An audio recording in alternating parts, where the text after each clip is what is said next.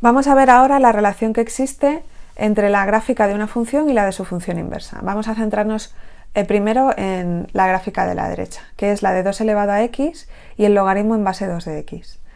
Fijaos que en línea continua está la gráfica de 2 elevado a x y en línea discontinua la de su inversa. Y realmente es como si fuesen, la gráfica es la simétrica, ¿vale? Como si yo reflejase todos estos puntos respecto a esta recta de aquí. Esta recta de aquí es la recta y igual a x. Vamos a ver por qué ocurre eso. Yo aquí en la figura, en la gráfica con curva continua, ¿vale? Esta de aquí, que es 2 elevado a x, yo estoy escribiendo la variable y en función de la x. Si yo despejo la variable x en función de la y, lo que me queda es que x es igual, por definición, ¿vale?, al logaritmo en base 2 de y. Recordad que estas dos expresiones son equivalentes, ¿vale? Así es como se define el logaritmo, digamos. Bueno, no se define así, pero digamos, es igual. Tenemos que escribimos la x como el logaritmo en base 2 de la y. Vale. Si yo lo dejo así, de forma que yo escribo el eje x en función del eje y yo mantengo el eje x en el eje horizontal y el eje y en el eje vertical, entonces la gráfica sigue siendo la misma, ¿vale? Yo lo que voy a tener son valores de x en función de y, pero tendré que para y igual a 0, bueno, y igual a 0 en primer lugar no está contenido dentro del dominio, no voy a tener ninguna x.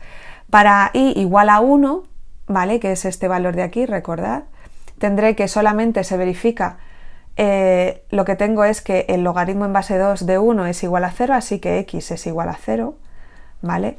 Para y igual a 2 tendré que x es igual a 1 y para y igual a 4 tendré que x es igual a 2, ¿vale? Eso si yo escribo la x en función de la y no modifico el orden de los ejes, ¿vale? El x sigue siendo el horizontal y el y sigue siendo el vertical.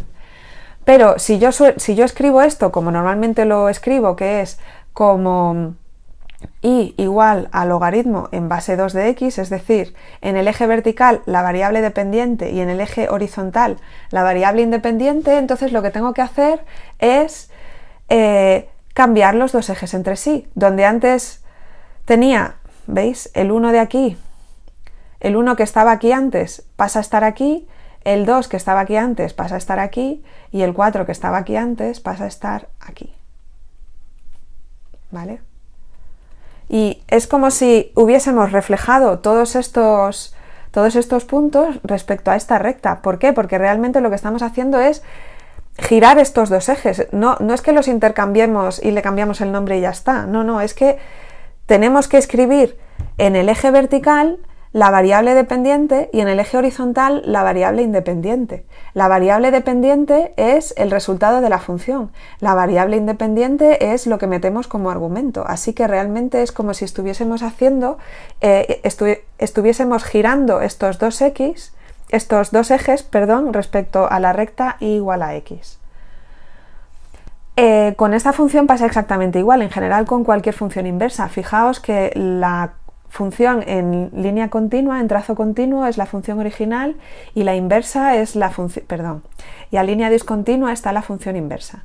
Y tenemos que esta rama de aquí coincide con la simétrica de esta rama de aquí respecto a la recta e igual a x, y esta rama de aquí coincide con la simétrica respecto a esta rama de aquí respecto a la misma recta, ¿vale? Así que si tenemos varias ramas tenemos que hacer la simétrica de todas ellas.